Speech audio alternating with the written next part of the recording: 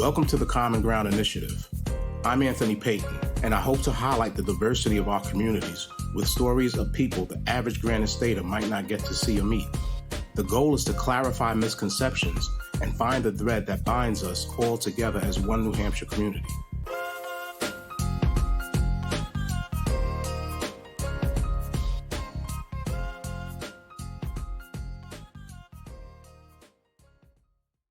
Conversing with someone who's distraught about being on the verge of homelessness is deep waters to tread. Speaking with people who happen to be already homeless can be just as overwhelming. I've talked with once prideful people who are so insecure about their hygiene, attire, and overall situation that they avoid eye contact. Problems like these are intensified tenfold when children are involved. Behind closed doors, far away from the average citizen, a few hot-button topics are being discussed and legislated on. Our housing crisis, homelessness, affordable housing, and saving people who are one paycheck away from being put out on the street have been on the front stage. I remember the New Hampshire State Troopers closing homeless encampments and clearing out the residents. Although I was on my way to work and leaving the comfort of my own apartment, I still felt the human emotion of sympathy. The homeless of all ages and situations had taken refuge near the federal court building on Chestnut and Merrimack Streets. Children's strollers and shopping carts were filled with clothing and personal effects, painting a grim picture, and the stench of hopelessness was in the air. A few feet from that, tents were being erected to help deal with the weather. It was utterly gut-wrenching. A handful of these people were suffering from physical ailments, and some of them were clearly going through a mental health crisis. There had to be a better way to deal with this problem. I asked myself, how did the city get to this point? Years later, the problem was just as intense. You can go to the Amoskeag Bridge or Veterans Park on Elm Street at any given time and find communities of people living on the street dealing with mental health and substance abuse issues. I'm a New Yorker. I know what homelessness looks like in a major city, and I never thought that these problems would be here in New Hampshire. Our city decided to call in a troubleshooter, a problem solver with a proven track record of making a difference. Enter Shauna Green. Shauna was brought in as the city's first director of the homeless initiatives and officially took reins on April 15, 2021. There have been some great articles done on Shauna, but my take is from a personal experience. Anthony Harris, who many people know from his run for alderman in Manchester, introduced me to Shauna while he and I were building our own nonprofit organization. It only took me a few seconds of listening to her before I decided that this woman was the truth. She gave us valuable insight and feedback on organization building. Shauna loved my work and invited me to be on her media team.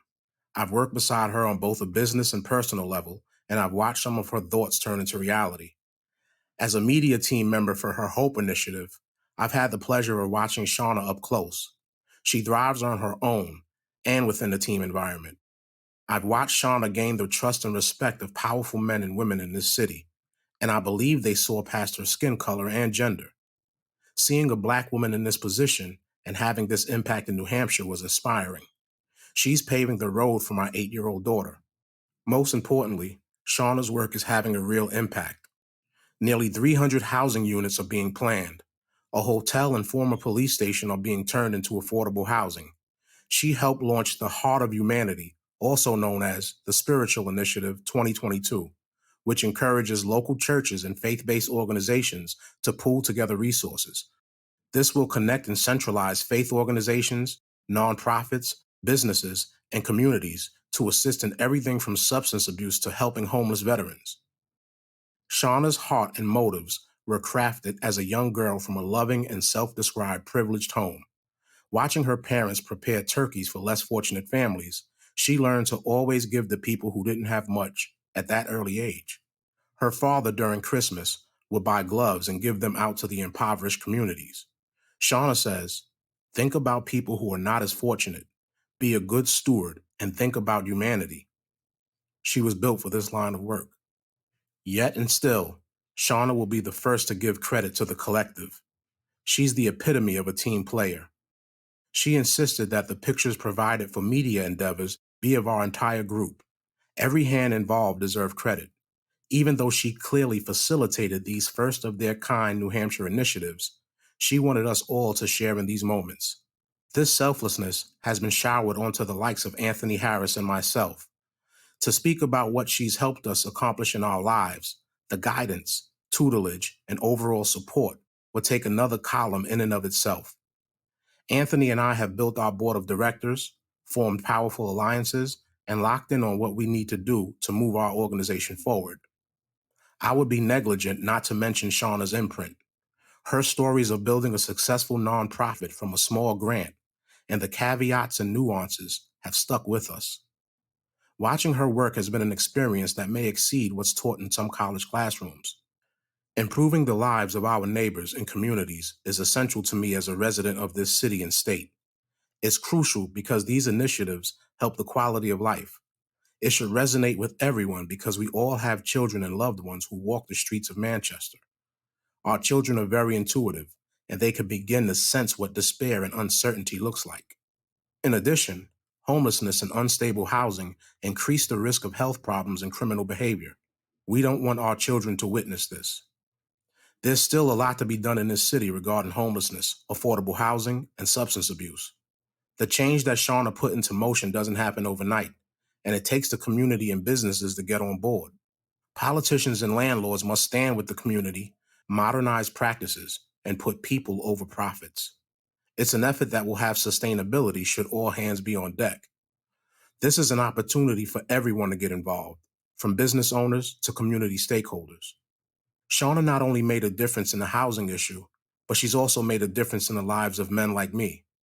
I recently drove past the hotel on 2nd Street and Queen City Avenue, which is about to be condoized. It reminds me of the great work that Shauna's done. When I walk past a group of homeless people, it reminds me of the initiative that she set in motion. Now, when I speak with someone who's on the verge of homelessness due to high rent, I can offer them some good news that I know to be concrete. That is what I call hope. This program was produced in collaboration with me, Anthony Payton, the Granite State News Collaborative, and the Marlin Fitzwater Center for Communications. You can read more of my work at collaborativenh.org and listen to more of these stories wherever you can get your favorite podcasts.